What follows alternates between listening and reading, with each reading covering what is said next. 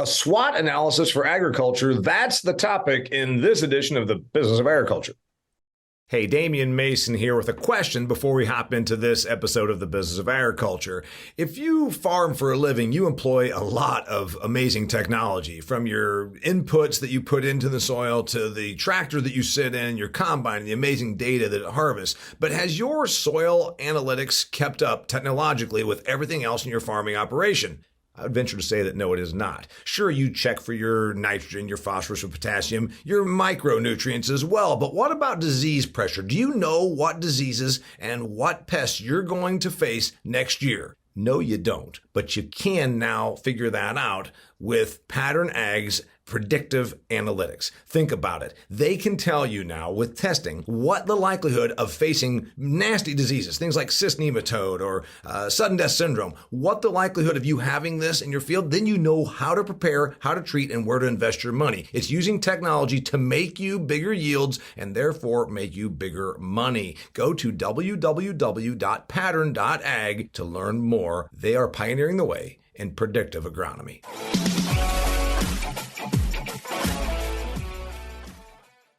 Hey there, welcome to another fantastic episode of the Business of Agriculture. I've got Ryan Moe as my guest. You know Ryan, he's a friend of the show. He's a friend of mine, and I actually really enjoy the dude because he makes me think about things differently, and he also is a truth teller like me. We're talking about a SWOT analysis for agriculture. What does that mean? If you work in corporate, you know exactly what it means.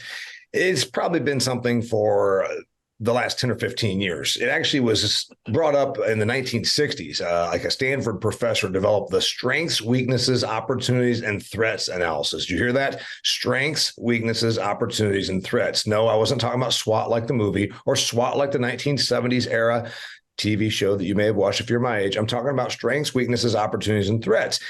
Companies do this. Small businesses like mine do it. You're talking about where to deploy capital, where to deploy your next venture. What should you do? Where are you vulnerable? What's the next opportunity? Where should you be spending your time to try and create the next fortune? That's what we're talking about. Of course, the problem is when corporations do this, the larger the corporation, the less creative the corporation, the more head nodders they have on the board. They sit there and talk about their strengths and how amazing they are. And they have no threats. And it's only opportunities. And their only weaknesses, they just work too hard, which is all complete and utter bullshit. You have strengths, weaknesses, opportunities, and threats. We all do. What about the Business of Agriculture? American Ag's SWOT analysis with my buddy Ryan Moe. Ryan, I thought of you when I came up with this idea. I'm like, who could do this topic justice? And you were the only person. Oh, wow. That's quite a compliment. But I mean, I'm going to say, if we're going to do anything here, Damian, we're going to have to make sure that we keep ourselves in check, because you and I can head down the negative toilet bowl pretty quickly. So if we end up spending too much time on weaknesses to compensate for big corporations' strengths love, we're just going to kind of need to keep that in check, because there's lots of strengths here, and there's a hell of a lot of opportunity if we look at the marketplace in the right way. So I took a page of notes. I'm old-fashioned. So if you're listening to this, Ryan's got his StoneX logo. Ryan works for StoneX. Ryan's part of the Business of Ag Success Group. Ryan does. And I have a vest on. And he's wearing a vest. And he also is a hell of a guy when it comes to all things about grain trading, commodities trading, risk management. That's his thing. You should look him up. Anyway, I've got a page of notes, and I've got about 3 to 4 under each category of strengths, weaknesses, opportunities, and threats. Because I thought about your thing also. I'm like, well, don't be a negative Nancy here. Let's not just go ahead and harp on the weaknesses. Because as you said, I think it's a pretty balanced sheet. And I think we're going to probably unearth and uncover some things that many of our listeners probably have not thought of. And I think it's probably wrong to do all strengths first and then all weaks, all that. I think we should do one of each and then come back and do one of each. What do you think? You're the host. What do you think? I'm asking. I mean, there's a lot to talk about. I mean, and we got to make sure that we keep this under a reasonable time frame. So all right, you want to lead off? Go for it. You lead us off. Maybe we'll end up doing all strengths first, and then we'll go through it. Give me your strengths. Your first number strength. I've got 3 on my list, or 4. My first one is I think this system in agriculture is extremely well capitalized, and it is supported, contrary to what popular belief states. Supported by the customer, supported by the government, supported by the people that work within it, supported. What do you mean when you say supported? All of the above. We can't deny that there's government price supports in many of the sectors that we're in. And when we have that amount of support, I mean, you have to understand that other people from the outside are also looking at that with a lot of envy. And when they see these supports in place, that is why we see outside investment funneling into ag, even when it might not make sense to those of us that have been in ag our entire lives. All right. So you're going with support is on your strengths. All right. Then I'll go ahead and give you a strength. And it's something that we intrinsically know, but I actually think that if most industries had this, it would be all encompassing. Productive capacity. American agriculture's maybe the biggest strength is our productive capacity. Mm-hmm. For God's sakes, if food is power, if food is a political weapon, if food is a weapon in the global landscape, our productive capacity, and I can talk about Canada and U.S. When we say American, really it's North American. Mm-hmm. Our productive capacity is fairly remarkable. Yes, Ukraine can grow really good food, and parts of Australia, but we have productive capacity without some of those issues, which we'll get into later. Yeah, and I mean, and the best case in point on that happened in the early to mid 2000s when ethanol, it essentially created a 50% demand shock to the corn market. The American corn farmer and people like your friends at Extreme Ag, I mean, they answered that call within about 3 years. Yeah, right. All of a sudden, that's pretty amazing. Yeah, we're going to create a bunch of new demand. And by the way, you talk about productive capacity. If you look historically, right now we listen to the WASD report and the USDA reports, and it's roughly always 92 to 93 million acres of corn planted in the United States, Ryan. Right? Roughly there, 90, call it 90, 91, whatever. If you look back 40 years ago, it was about 45 million. We've doubled our acres of corn since 40 years ago. And you talk about productive capacity, we're like, where the hell did that come from? We didn't tear down forests. We converted other stuff. In other words, if there's demand, when there's a demand call, we can ramp up production. My buddy in Arkansas never grew a stalk of corn until 2006, to your point. Right. And now they have yield potential that's on par with Iowa and Arkansas, right? I mean, or better, or stronger. I mean, so the ability for people to answer those demand calls, I think, is absolutely phenomenal. Give me another one of the strengths that you came up with. I think we all need to recognize and just I don't want to say appreciate, but we just need to admit our food supply is secure for our lifetimes and our children's lifetimes, and likely our grandchildren's lifetimes. I mean, we're just that good at producing it. And if certain restrictions weren't in place, we could sure as heck produce more. I mean, we could be raising 300 bushel corn if we needed to, right? Yeah. And if we were allowed to. So I mean, that's such a thing we have food security in this country, and we have the ability to produce food security for much of the world. Again, if they would let us. Yeah, if push came to shove, we could even ramp up more.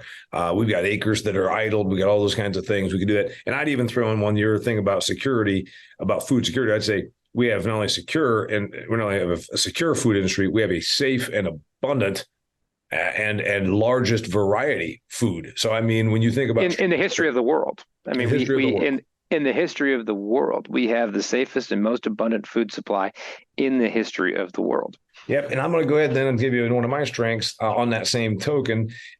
We're doing that with resource efficiency increases every year. Now, okay, the trend line. Maybe there's 1 year where we used a little bit more fertility per calorie produced. But the point is the trend line has been nothing but straight up. Our utilization of natural resources per calorie of food produced is on a trend line gotten more and more efficient. The ratio of resources to food produced has gotten nothing but better every year since I was born, since your grandpa was born.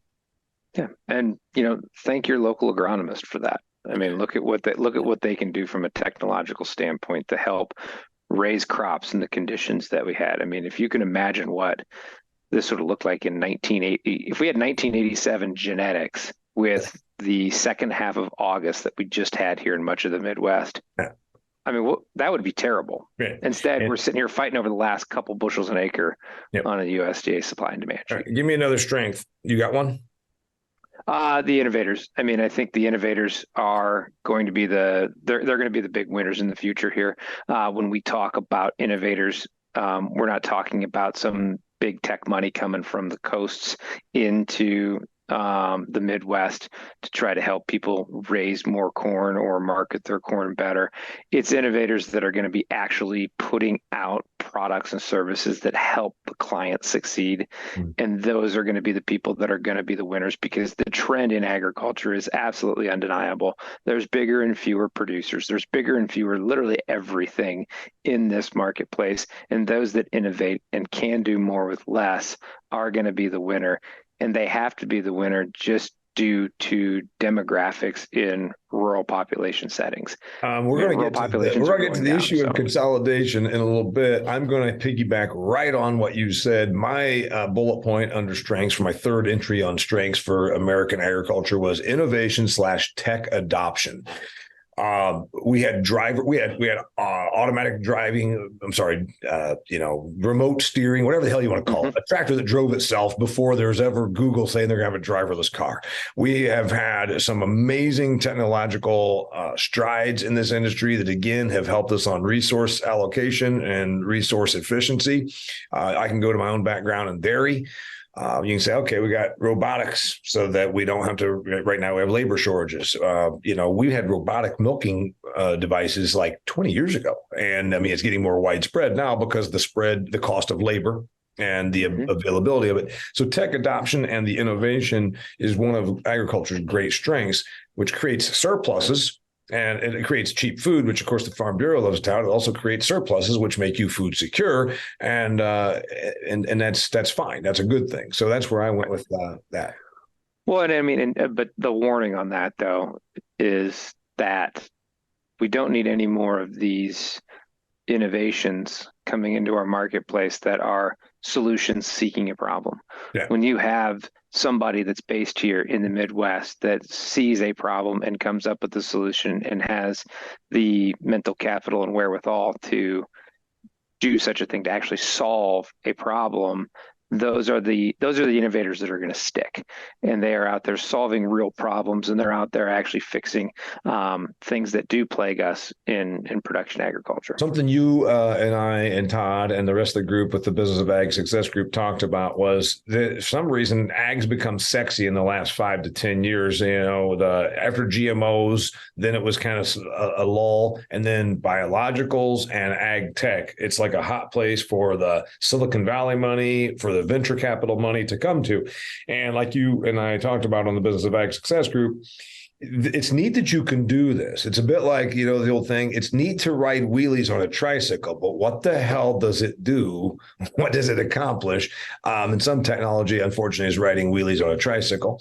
One of the things I want to go with, though, on the innovation, it's not just, we keep thinking of like technology, like the guy we had on it could reduce the amount of waste that goes out the back of the combine. Therefore, if you're already spending the money to produce the bushel of corn, soybeans, wheat, you might as well get all the bushels of soybean and wheat because the resources have been allocated, the diesel, the time, the acres, the case rent, et cetera. A lot of our technology is about increasing efficiencies. And that's something that our friend Todd Thurman has talked about. Eventually, you don't get huge margins anymore off of increasing efficiency. You get little subtle gains. Huge game changers, I would say, are when we 6.5 times our output of corn in the last 80 years.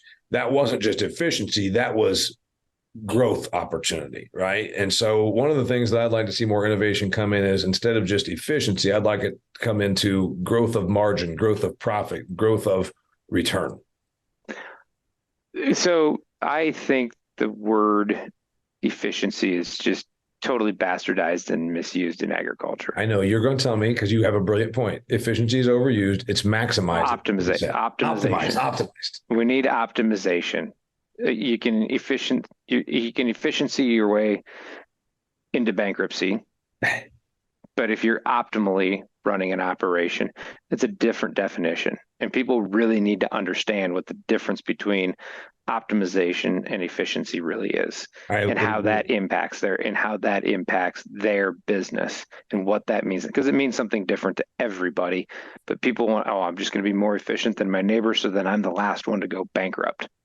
I like that. It's kind of like you can't tax your way into prosperity. You can't efficiency your way into prosperity either, because efficiency is small gains on reducing costs. It's usually not about big, huge gains on revenue. You ready for weaknesses? Oh, sure. All right. I have none, but I mean, other people might that we can talk about. We just covered a lot about the strengths. Let's go through the weaknesses. You want to go first? You went first on the strengths? No, yeah, this is your turn. We're amicable group here. So, all right, I'll go with this one. We never think like our customers. This is a weakness for agriculture. And this probably is, since it's the industry you and I are around, we see it. I'm guessing if we were in the dry cleaning business, maybe we would have a little bit of this. But we tend to think it's all about us. It's about our production. It's about us out here in the country. We're feeding the world. Thank a farmer, all this. And we don't tend to think like the customer. And it's because, A, we're not in large part our customers, and we have a hard time doing that. Why does this matter? I have been saying for 30 years of running my own business, like when I would have my lady design a new website, I'd look on it and say, this is neat for you. But it looks like a designer cared about this, not a person that books speakers at events. What's different? I said, you have this looking you think it's about the aesthetics. It's not about the goddamn aesthetics. It's about the function. A person finds me online and has a problem. Their problem is they had a crappy speaker at the conference in Kansas City last year. We need to think like that person. We need to think like that woman who is in charge of a sales meeting in Omaha, and she wants it to not suck. Ag people don't think like our customers. No, I actually was just thinking about this because I've got a steer that's just about ready to go to the butcher, and it's grass fed, not technically organic, but we're about there. But that's what I'm looking at. I'm looking at it from the perspective of, I'm sure all the rest of the cattle people are going to be, what are you doing for grass-fed beef, blah, blah, blah. Well, my statement to that is, you're producing what you want. I'm producing what they want. I mean, I live here in the suburbs of Minneapolis, and I talk and rub elbows with all of these people that they want grass-fed organic beef. Okay, I'm going to produce it for them. I'm going to find people that can produce it for them, and then I can be the outlet. So am I going to go ahead and have, a 10,000 head feedlot someday? Absolutely not. But am I going to go ahead and be able to give a few people exactly what they want? Yeah. Am I going to charge for it? You bet. There you go. All right. So I said we never think like our customers. And I know it sounds harsh because you're never supposed to say never. Okay. 99% of the time, we in ag, and I'm talking everything from the damn everybody. I'm not talking about farmers. BASF, they'll say, we think like our customers, we sell to farmers. I'm like, but who's the customer of the customer? Because really, without the consumer in Minneapolis, St. Paul, that's going to Fry's or Whole Foods or Walmart or Kroger or Piggly Wiggly or Winn-Dixie or whatever the hell the grocery store chain is up there, HEB, Hy-Vee. Without that customer, there's no agriculture. So when I say think like the customer, I'm not talking about the person that buys your pesticides to spray on their damn soybeans. I'm talking about the customer of the customer, because that's ultimately where all the money comes from. Yeah, and back when Monsanto was still Monsanto, at one of our events, we had one of the attorneys from Monsanto come and speak, and she was brilliant. One of the smartest people many of us have ever come across. And she said something that was absolutely profound, which was, we've made all of these advances in agriculture in the last 25 years. Now, granted, this was 5-6 years ago that she said this, but we left the customer behind. We forgot to bring our customer with us. And our customer is the person in the suburbs and in the major metropolitan areas buying food. There's no question. No question. Apparently there is a question, because people don't have that figured out. This is what we're going to eat in my small town. It's like, guys, that's shrinking. There's no question to you and to me. And the thing is, it's not it's not apparently that easy to do, because I had to tell my marketing and design person this for years. I'm like, no, think like the human that gives me their money. That's what we're talking about. Why would that person give me their money? And once you think about that, what problem do I solve? What thing do I do? Now, the listener right now is saying, well, what problem we solve? You'd be dead without us. Thank a farmer. And that's, again, right in your weakness. No, stop saying somebody's going to come in and replace that person. Right. So somebody's going to come in and replace that person with that mindset, because it's like, without us, you'd be dead. No. How many untilled acres do you have in prime farm ground country? Somebody asks too much for cash rent, somebody comes and pays it. Yeah. It's the mentality of the farm place. Well, again, that's thank a farmer. You'd be dead without us. Feed the world. It's all made us over the last 50 years stop thinking like the customer. The customer has more choices right now than they have ever had. Go to the damn grocery store. There's more SKUs.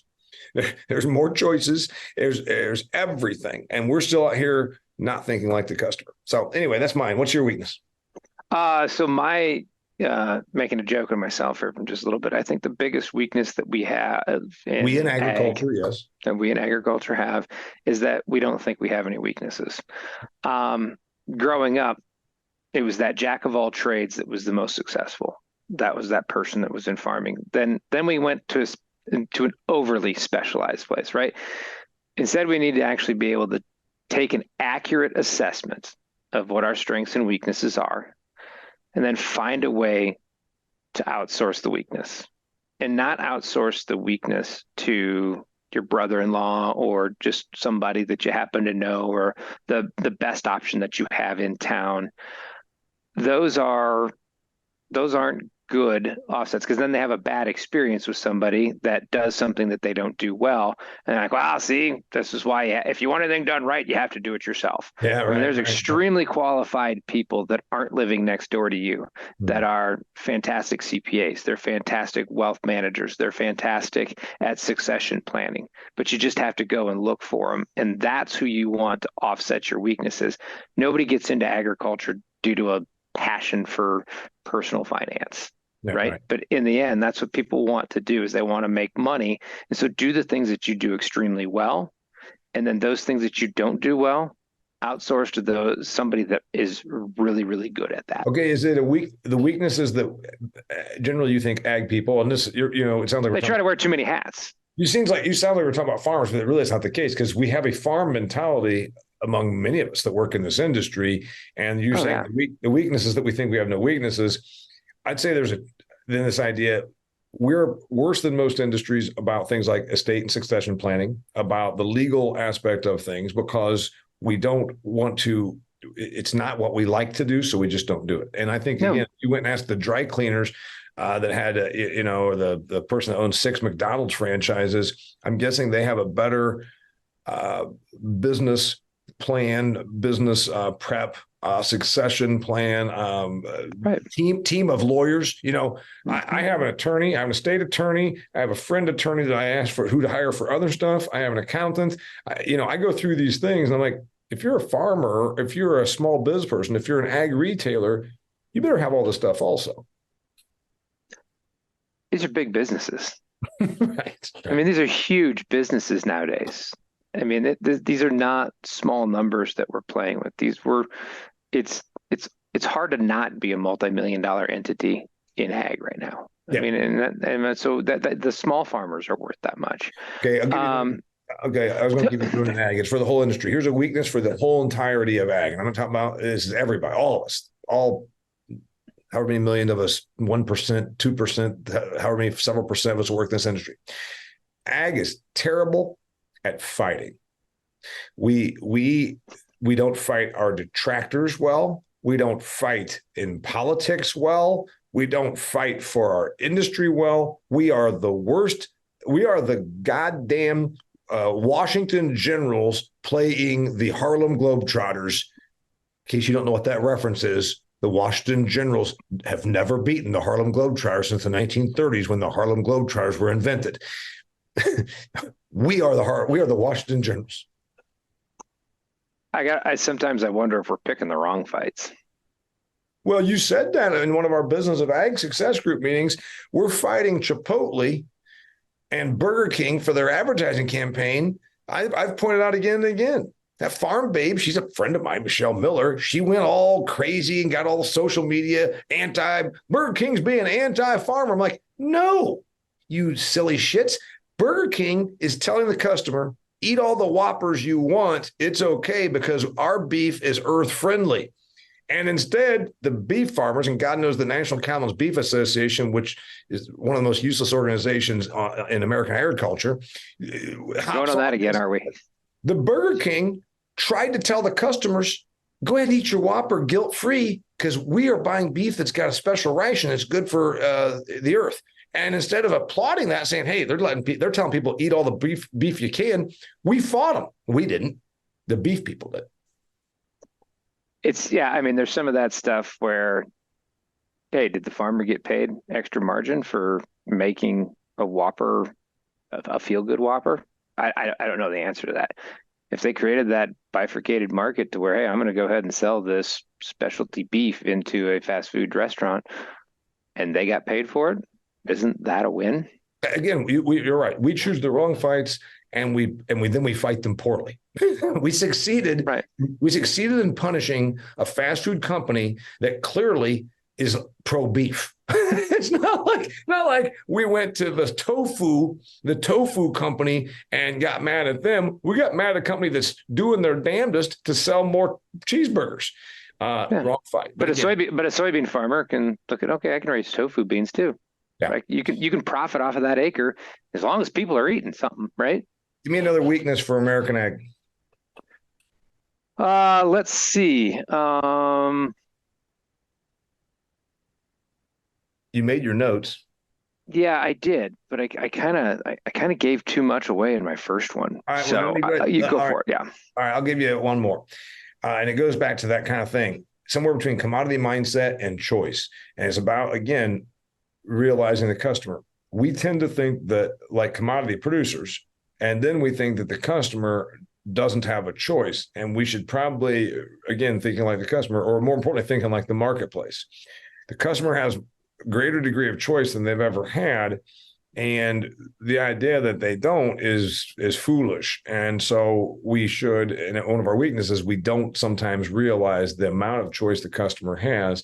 And I'm going to get into opportunity. Obviously, that's where there's a lot of opportunity is once we realize that, what we can do with it. And I'll talk about that next. So I think that was my last weakness was sometimes our commodity mindset. We love to produce things cheaply. We like to produce lots of it, more pounds per day in the feed yards in Nebraska, more gallons per milk cow, more gain of chicken pounds per unit of barn, more bushels of soybeans per acre. We're good at that, but we think the customer sometimes doesn't have as much choice as they have. So most of our weaknesses really are about the marketplace and understanding the marketplace. Well, and that's where, understanding the marketplace, and that's what I've got that in my opportunities as well. And so I'll go ahead and save that one for later. But all right, we're going to move on.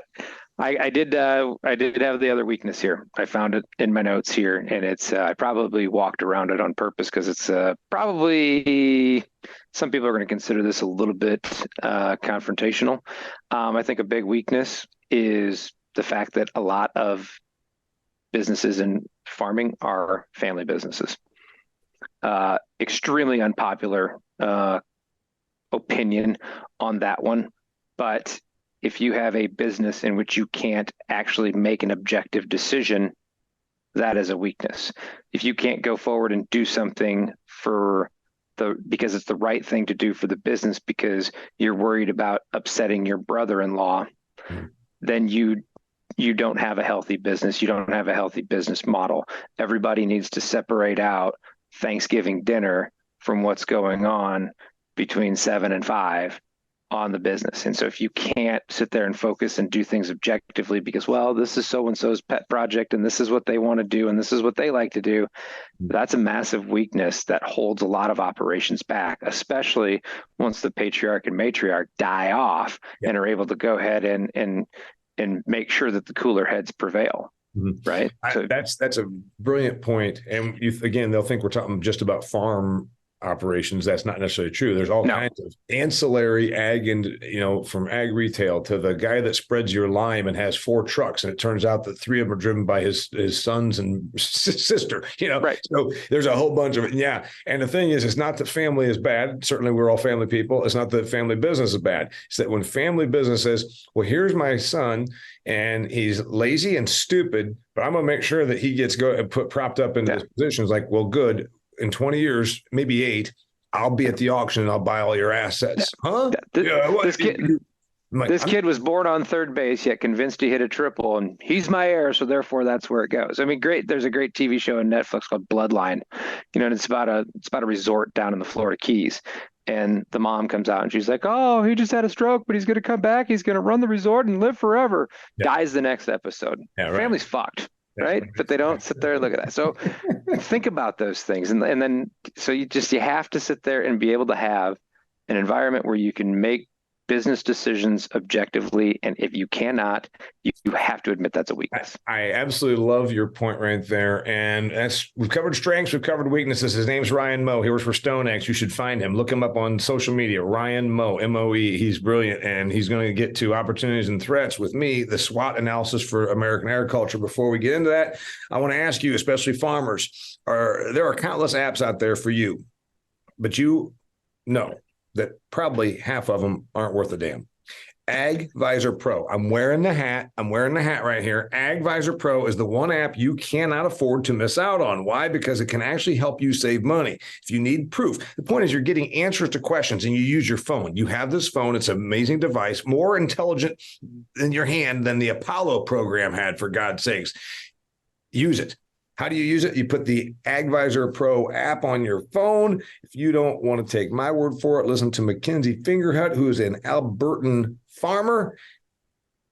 Let's hear it from Mackenzie. We were sitting on the fence about booking the rest of our fertilizer, but after one quick session with Moe Augustino, that really just kind of gave us the kick that we needed to finalize the rest of our booking. In a week or so, the price rallied $100-$200 a ton and subsequently saved us over $70,000. All right. So back with Ryan Moe. Strengths, weaknesses, opportunities, and threats. Give me an opportunity for agriculture, because I think this is one of the things that should excite all of us. They lie outside your circle. Mm-hmm. The opportunities are lying outside of the circle of the people that we all know. Ag people hate coming to the city, but truthfully, you need to come into the city and just observe and see what's going on here. So that way you can see what the demand structure is going to look like in the future.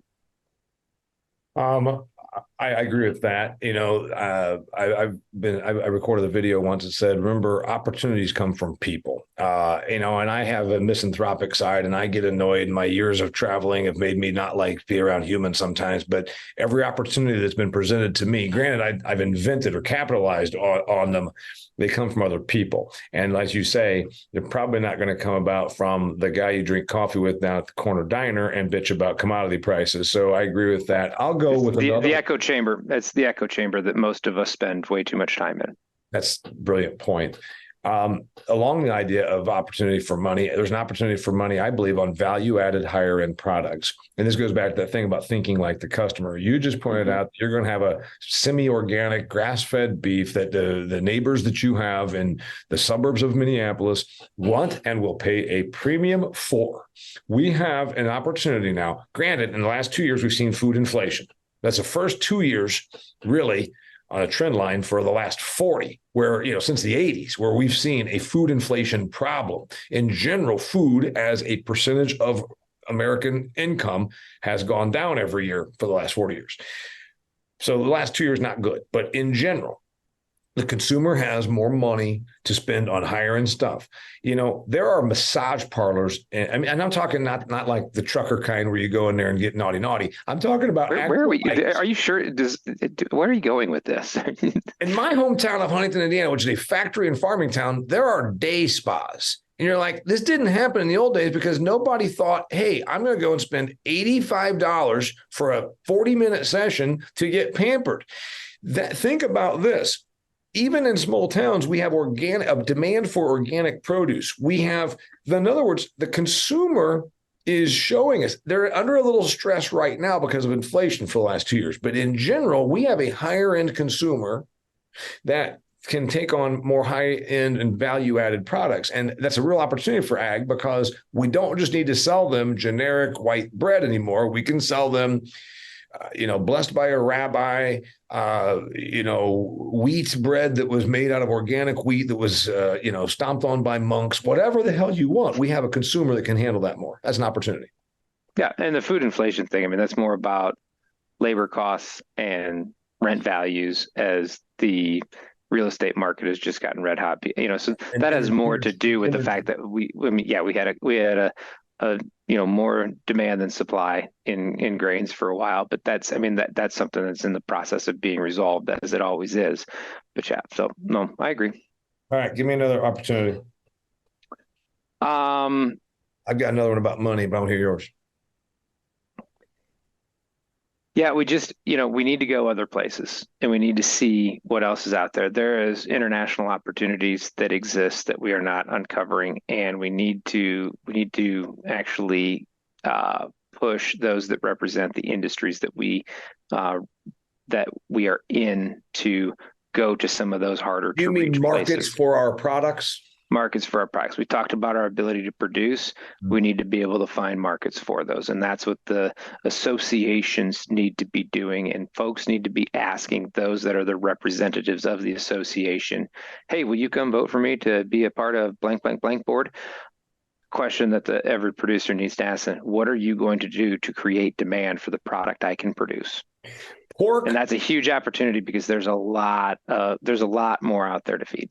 Somebody may have already heard my sentiments, and they're not my sentiments. It's data. It's basically factual about the one trade group we just talked about, and I said that they're useless. But I'll tell you a couple that are amazing at going and creating demand. Pork, and I've worked for them, and I've been to their meetings. Pork, soybeans, and wheat seem to do a really remarkable job of creating offshore demand for our products. Yeah, I mean, we've talked about offshoring lots of different things, offshoring environmentalism, and then we're talking about the renationalization and then reshoring it and friendshoring, those kinds of things. But there's still those mouths to feed in those areas that we've offshored a lot of production to. And we need to continue to explore those areas for the demand for the products that we're going to produce here. So there's those opportunities out there. Okay. There's an opportunity, and this is a lot at the farm level, but what happens at the farm level tends to trickle down. We don't get into trickle down economics, but there really is a thing that your industry does better when the farm gate does better, so there's this real thing. There's more revenue sources than there used to be. Agritourism was a damn joke. I remember hearing about it 15 years ago at some ag meeting, like, oh, there's a real, I'm like, okay, great. Well, tell the person that they're gonna pay their mortgage with putting a straw maize out and selling 18 pumpkins. But we've moved into a stronger, shall I say, agritourism, where we now have companies that truly are saying, hey, Sheridan, Indiana, they milked 70 Jersey cows. It's hard to be an economy of scale doing that. So they took the bottling process back away from the value-added process. And then they created a non-homogenized product. So now you've got bottling that happens on the farm. They're selling it as non-homogenized, which means, it didn't just get tossed in with, 40 million gallons from 19 other places and get centrifuged. It's all from right here. So they basically did the value-added. It hinges a little bit on agritourism. So there's that thing where I'm combining value-added product and it's a hint of tourism, like, oh, I'm only 20 miles outside of Indianapolis, 1.5 million people in my marketplace. I can do this. That's now where agritourism meets value-added product. There's more opportunity for that than there's ever been because of the internet and because until 3 years ago, with the whole pandemic, consumers wouldn't just go online. They'd go online and order a pair of shoes. They didn't go online and order food. Now that's pretty damn commonplace. So I think that's an opportunity for revenue. So doing that the right way, though, too. I mean, growing up where you grew up and where I grew up in central Iowa, I mean, we valued knowing our farmer. Mm-hmm. Why would the urban consumer the urban consumer that can afford it? Why would they be any different? Right. Mm-hmm. I mean, we would buy a hog every year from somebody that we knew. And why did we buy it from Alan? Well, because he just did things a certain way that we liked the way that he did it, and he had a certain breed. And then, so we just didn't go buy it from anybody. We bought it from Alan, the neighbor, right? And so we've all been doing that. So why are we sitting there cussing somebody in, Boston. Maple Grove for doing the same thing, right? When Boston customers do it. And by the way, on revenue sources, and that's where we're a little between agritourism creates then marketing. Like I said, I can go through all these kinds of things. Folks that have a small creamery, or whether they have a direct consumer beef business, like my friend Kelly Garrett with Extreme Ag. Then there's the other revenue sources, green energy. I kind of oppose it philosophically. Solar panels in northern Indiana, where I live, are a preposterous concept. We don't even have sun for half of the year, but there are now green energy and programs. I don't like it that many of them are government subsidized, but those are real revenue opportunities. We're talking about powering your hog facility with solar panels. That's a revenue source. And then there's the carbon and the nitrogen programs, whether they're going to last forever. One of my sponsors, Truterra, is in this racket. And I got to tell you, how long it goes, I don't know, but it's a revenue source right now that is coming to the Farm Belt. It is. And you've got the energy companies and the oil companies in it. And we need to realize that ExxonMobil and companies like that are used to multi-decade, $10 billion a year, $10 billion bets, right? When you read about what they are used to doing in areas that they definitely don't understand, when they've got the opportunity to build a renewable diesel plant that they can go and look at in a safe, in a place in Western Iowa, they're going to do it. Right. I mean, and because that's a much safer investment for them than a 10-year, $10 billion offshore drilling set of facilities in the Caspian Sea. Yeah, right. And also there's geopolitical risk and all that. Now, so let's stick with the opportunity part of it. So this alternative revenue. And you can throw biofuel in there. It's not just for the company that does it or just for the farmer that grows it. That money tends to, it's the old thing, economic multiplier index, which you and I, Ryan, have to explain to some of our non-dollar minded friends. I'm like, you throw another $100,000 into this situation, this farm operation, then they build a new barn and grain facility, and then that employs this guy down the road that's in the steel business, and then it employs, there's a real opportunity there. I think that new alternative revenue sources, from green energy to carbon to nitrogen programs to agritourism to value-added products. Okay, they are here to stay. Are we done? No, go for it. You go next. All right. We did strengths, we did weaknesses, we did opportunity. We're doing our SWOT analysis, me and Ryan Moe, for American agriculture. Threats. You want to go first on threats? Threats to American agriculture. I mean, and by the way, I don't think we need to talk about threat like, oh God, we're going to get shot. No, threat meaning, what is a threat to our viability, to our solvency, to our financial situation, to our ability to thrive? That's what we're doing, a true business SWOT analysis. I mean, I've got one, and it's the political environment that we're in today. I mean, it is extremely divided, domestically, and unfortunately, you can't just have a middle of the road opinion. Even if you oppose just 5% of what somebody from the left is saying, you have to take 100% to the right in order to offset that. It's that level of just division that just keeps separating out. That's a major risk for all of us and all of the industries that we serve. And that's what I do believe is the biggest threat to the ag industry as well, is if you just happen to get on the wrong side of politics, it's a multi-year process of getting out of that hole. And it just feels like it shouldn't be that way in the most successful, most prosperous country in the history of the world. It feels like we should be able to do better than that, considering what America really truly is. Yeah, and there's probably somebody that's listening saying, "Oh, it's always been that way. You just don't know." I don't know. It kind of has. If you read back in political history, it is. But we also weren't dealing with socially engineered algorithms.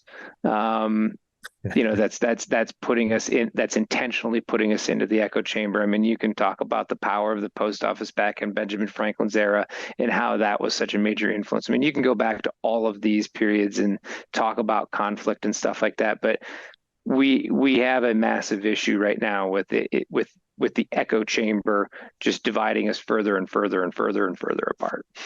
Don't disagree. I'm going to take that threat to American ag, and I'm going to piggyback on it. You said political. I'll go geopolitical.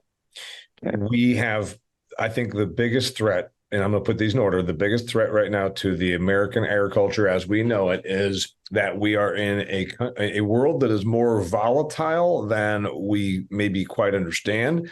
The people in Washington, D.C. are either, and granted, we're recording this in September of 2023, dear listeners, so just God knows we hope nothing terrible happens. But if we have either a magnitude of incompetence that is difficult to comprehend, or we have a level of treason-like sellout that there seems to be no immediacy or urgency or even comprehension of the threat that China poses to us. And here's the thing. It's a threat to agriculture because they are our biggest customer. And you go to the average ag meeting and you think, oh, God, things are great. Keep going out there and growing soybeans because China just bought another batch of soybeans. China does not want to be our customer. They want to be our replacement. I have said this again and again and again. We have more geopolitical risk. I was in a conference where I spoke last month, a security person from the DC establishment, when I actually did a panel. So I was asking the questions. I said, there's a lot of people that don't understand how big of a threat China is in many ways. And my nephew in the military tells me, and he's high up, and he said, China is already at war with us. We just don't know it. And this guy said there's 10,000 attacks on our computer hacks and attacks on us every day that are sourced from China. This is a bigger problem than we in ag want to admit because we love the fact they buy our soybeans. 18% of all ag products produced in the United States go to China. We think we can't live without them. I think that's ridiculous. We can, and we're going to have to. My biggest threat to the United States and to Canadian agriculture as well is geopolitical, principally China, then of course instability with the Taiwan situation, Korea, Iran, and now Russia, Ukraine. Look how well prices did for agricultural producers during the trade war. During the trade war, there was a short-term experiment of living without China. It just didn't. I mean, it stunk. And what did we do? We introduced, further introduced and promoted our competitors to go in there. And we are not the only ones chasing that Chinese market. I was with a group of Brazilians that were doing a crop tour here over this summer, and they were just like, "Yeah, we're just going to keep increasing acres because China's just going to keep buying more." And I was like, well, that's what we're doing too. Mm-hmm. Yeah, right. Although they could pay somebody that drives, for their harvester, right? And they were talking about, so we're harvesting almost all the time because they farm corn, cotton, and soybeans. And so they're running combines almost 365 days a year.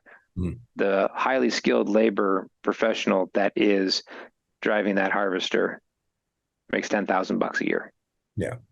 And we couldn't even come close to that. So when you talk about geopolitical risk, there's the living without China, but there's even the possible conflict with China. And I'm talking about, this is not just, us, sending harshly worded texts. I'm talking about something worse than that. And then there's the reality of what happens with Brazil, et cetera. But, we've been hearing, this is another good point. Our friend Todd Thurman talks about this. We've been hearing about BRICS for 20 years. Brazil, Russia, India, China, South Korea are going to be the new face of the new economy. And they're trying. There's just some agreements made to fold in some other stuff. I believe that's the reason they're doing that isn't out of strength. It's out of they're starting to struggle. Yeah. And I mean, what the BRICS were 15 years ago and the power that summit held versus the power that it held here just a couple of weeks ago, I think is when the summit was held. Yeah, I mean, right. It was almost a non-event. I mean, it was, and so, but that's because those areas have their own struggles, right? I mean, they have their problems, and yet, we can go ahead and say and complain about America and some of the things that we're not doing exactly right.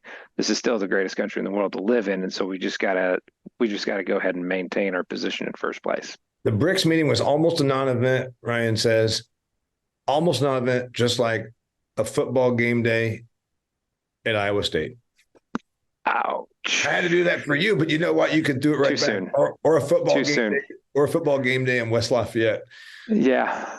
Yeah. I think the Boilermakers. Yeah. I think the Boilermakers are going to go with 3 wins this year. All right, threats to the American agriculture. You went with political. I went geopolitical. Give me another one. I'm going to go with succession planning. We are about to have the greatest handover in land since homesteading Louisiana Purchase. And how many people have actually talked to an attorney about it? Right.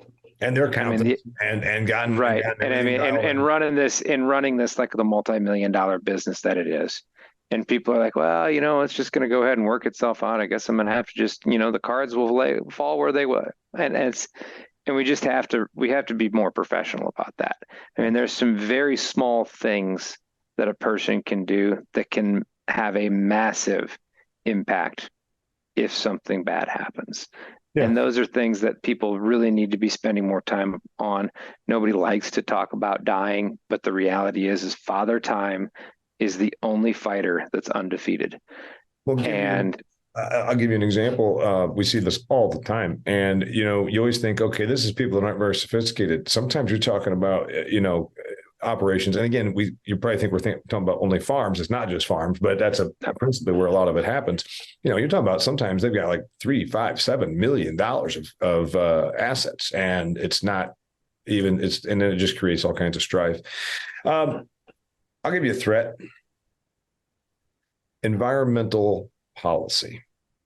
Let's talk about in Holland, the Netherlands, where largely some of us reading and looking into this more deeply, the World Economic Forum and these globalist organizations seem to have their tentacles deep into the Netherlands and forcibly liquidated livestock and farming operations under the guise of greenhouse gas emissions, particularly nitrates.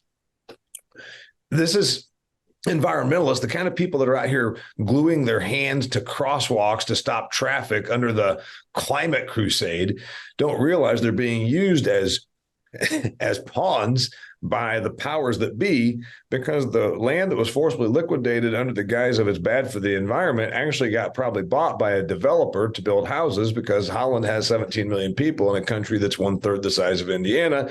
Follow the money. But the environmental policy is pushed by the money. It's championed by environmentalists that don't realize they're nothing more than pawns in this whole entire business scheme, which is environmentalism. I worry about American agriculture and our ability to produce, our ability to even own our own assets, our ability to control our own destiny because of environmentalist policy, which will be pushed by the likes of the Bill Gateses and then championed by the people that are screwy enough to glue their hands to crosswalks in protest. Yeah, and that goes back to my politics side of things. Like you can't just, if you agree with 75% of what that environmentalist that's gluing his hand to the ground is going to do, like you have to take such a wildly offsetting position to make up for the 25% of crazy that person is. You glue your hand to a crosswalk and taunt oncoming traffic to run you over, you might be more than just 25% screwy, okay? Well, okay, but I mean, you also just might get run over. Would you run their ass over? I would.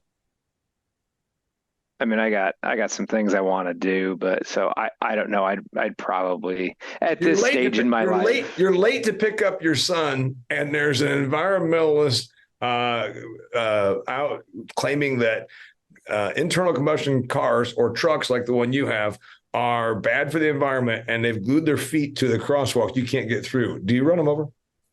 I mean, I don't think I'd be the first one to go ahead and try to solve the problem. I think there would be other people that are far later and far more upset about it than me. So, yeah, I'm going to go ahead and I got a company logo behind me here, so I can. All right. So I said environmental policy, and then do you have another one on threats? Because I think we're probably on the same page, and I think there's one that we both need to probably admit. Go for it. Let's see what you got that we can agree on. I think we're agreeing on a lot of stuff. The government backing if it goes away, and it's always a debate about Farm Bill and why we have to have all those urban representatives like your girl up there, the crazy one. We're gonna have her on our side, and that way we'll get a farm bill. Well, we do legitimately have. You talked about support. The threat to American agriculture is if we don't have biofuel support, if we don't have a farm bill. I think it was the year 2019 and the year 2020 that farm income was about 22% from the government. So we're between 1/5 and 1/4 of income just recently, a couple of years ago, that came from the government. If we don't have that support, that's a threat to the ongoing solvency of some. That's going to be a massive benefit to others. When we were talking about this with some very savvy producers back in 2020, when the dollars were just flowing out of government coffers and into the pockets of people in agriculture, and they were like, and I had the conversation. I says, well, if your neighbor who was a subpar producer were to go out of business and you were able to acquire that business and then also acquire labor for a stronger business, would you rather have that or the $1,200 per person check for your family? Mm-hmm. Right. And I mean, that's a gross generalization of the conversation, but everybody was fine when the check was coming to them. But then when you put it into a situation with, well, would you rather the subpar producer is pushed to the wayside, as should happen in a commodity marketplace, and it's meant to be brought in by a better, more optimized operation? Isn't that a better situation for the businessman or woman in ag? I think it is. So I think the government supports actually do more harm than good for the real professionals in this industry. But that's a really long, drawn-out conversation that it's not super popular. Well, it's not super popular, and I agree. Trust me, when someone tells me, oh, these poor people, I've used the example forever that, 2 80-year-olds were milking cows in a tie stall barn in Wisconsin, and NPR showed up and did a story about them a few years ago. And everybody said, Damian, what do you think about this? You're a dairy farm kid. Isn't this tragic? I said, no, I read the story. 2 80-year-olds are still doing business like they did in 1958. If you're still doing business as you did in 1958, you deserve to go bankrupt. The problem is the reason they haven't is because there's a USDA program that's been keeping them afloat probably for the last 40 years. That's not a popular. And if they're doing something at that age, don't you think it should be a lifestyle choice for them as opposed to I need the money? Yeah, a business. Well, NPR didn't fashion it that way. NPR fashioned it that mega farms and corporate agriculture was putting these 2 old people out of business. If I'm 80 and I'm still milking cows, I hope to hell somebody puts me out of business. So I guess my bigger thing is, as a threat, right now we do enjoy generally good support of a thriving American agriculture. So yeah, am I saying that giving $1,200 to a below average producer is good, or like the U.S. Department of Agriculture just forgave a bunch of loans, like 3,500 farm loans to the tune of millions and millions of dollars, like $1.5 million on average per farm loan? I'm against that, but I think that we can all admit it's generally been good. The renewable fuel standard is manufactured supply for corn and now going to be soybeans for biodiesel or renewable diesel, but ultimately it's been very good for rural America's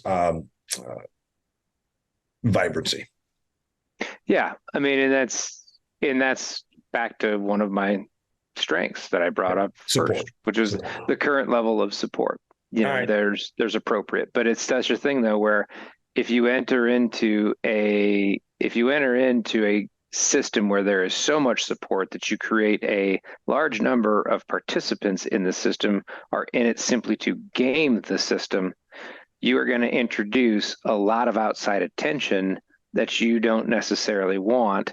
And then you're going to have people from the coasts coming in and buying up your land. You're going to have people that you don't know that are coming in, buying up your land.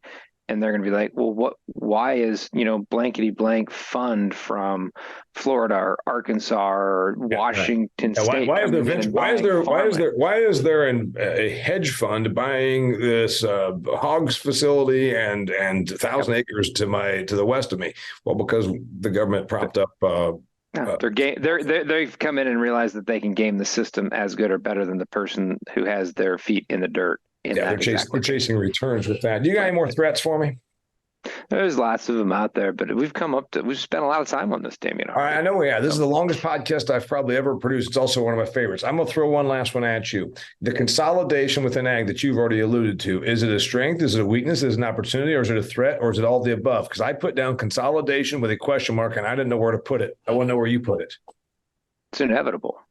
I know it's inevitable, but is it a strength, weakness, opportunity, or threat? Consolidation. I'm talking about at the retail level, at the producer level, at the food processing level. Hell, they at one point, the four big grain handlers were talking about a merger between a couple of them. It seems like it's what we do in ag. Where is it? Where does consolidation fit in? So I don't allow anybody that works for me or any of my customers to use this answer, because depends are adult diapers. Right. But it depends, and it depends on the person that's in the beneficiary seat of the consolidation. Again, if it comes back to some kid who is just a complete imbecile, born on third base, convinced they hit a triple, that's the benefactor of the consolidation.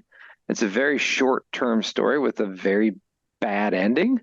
But if you have some real professionals that want to be in agriculture, I mean, I work with quite a few of them, that they could be climbing the corporate ladder of any major company in America. They just want to be home, as a hog producer or as running a dairy. When those people are in a position to where they can capitalize on this, we're going to be in great shape, because they're going to run these businesses like fantastic businesses, and they're going to be set up for decades to come. Okay, you're talking about the farm level, and I agree with that. Right. If all of a sudden the Moe enterprise in north central Iowa, where you're from, says, hey, some stuff's happened here. We need somebody that really understands grain markets, commodity trade, business, money, and also obviously production agriculture. Shit, Ryan, we need to bring you back home. Okay, and you're going to say, great. If I come back, we're going to run this like a business. And that means cousin Cletus is too dumb to tie his shoes and doesn't show up until noon every day because he sits around and watches daytime TV. He's going to get fired. I'm actually, you got to realize I'm actually pretty fortunate from that standpoint, because like you are talking to the shallow end of the gene pool in my family.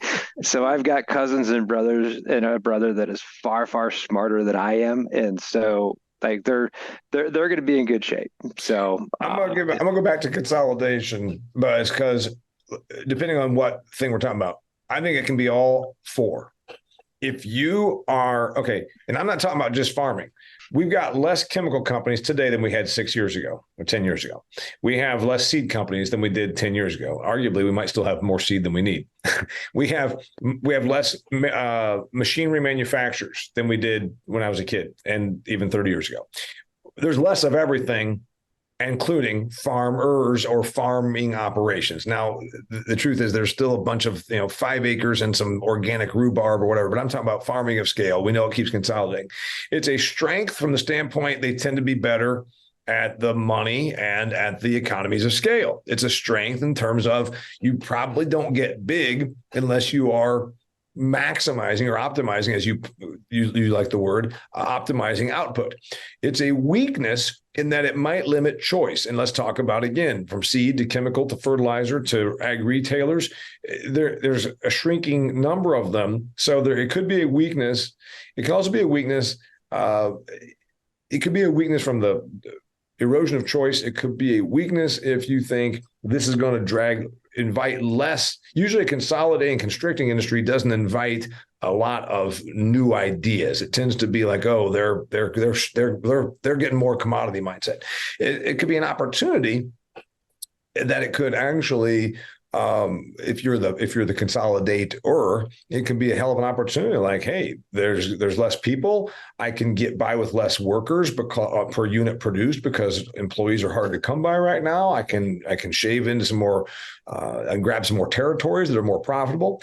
It can also be a threat from the standpoint of if you are being bought or you're being shoved out because of consolidation, it can be a threat maybe, and that the old chicken in one basket or eggs in one basket kind of thing, but I'm not sure I can make the argument. So I'm saying I can see consolidation going into all four categories depending on the juxtaposition. But it's all about how you as an individual position yourself for that, right? I mean, this consolidation situation it's a bit like that movie Austin Powers, where the steamroller is coming at that guy and he sits there and it's like 30 feet away and he's like, no, and it's moving at like 1/10 of a mile an hour.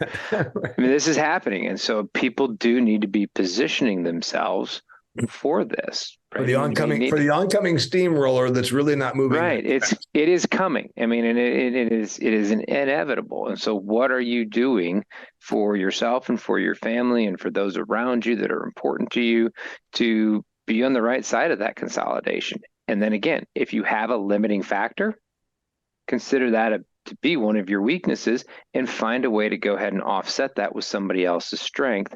So that way you don't have to play the victim card a few years from now. Longest episode I've ever recorded, also among my favorites. You know why? I like talking to Ryan Moe. We are doing this sober. Imagine when we see each other. Oh, yeah, you should drink beer with us, because, I mean, that's even better. So if we were drinking beer together, and we could almost charge admission, just put us at a table and then charge admission, and people come there and listen to us discuss things like the SWOT analysis for North American Ag over beers. I might have a chance to do that in January. If people want to find you, where do they find you?